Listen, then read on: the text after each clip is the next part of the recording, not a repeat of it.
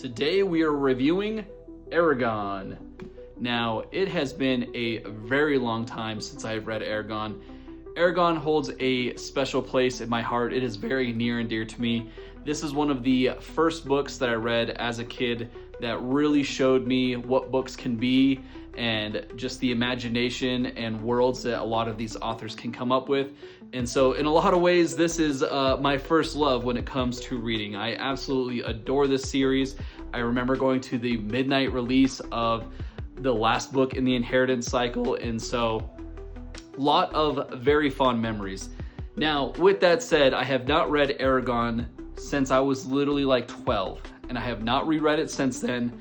And I've been really wanting to jump into Murtagh, which this book has been sitting on my shelf for a very long time, and I definitely need a refresher. And so this has been my first time rereading the series, and upon rereading Eragon, although I didn't love it as much as I remember as a child, I still had a really good time with Eragon.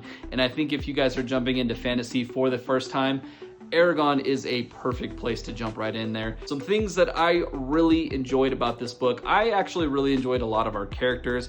I really enjoyed Braum and Murtagh and of course Saphira. I love some of the moments that I completely forgot about, like Eragon and Saphira playing in the water and like the crystal clear water, jumping up and down and diving in. I thought was just like a really fun, happy moment that I completely forgot about. I also really enjoyed how the magic system is used in this. It's just very much tied to like your vitality and your health, and them going through the desert and Eragon using his powers to pull up the water. Like a lot of this stuff I just completely forgot about. I also enjoyed the Razak and the Shade Durza.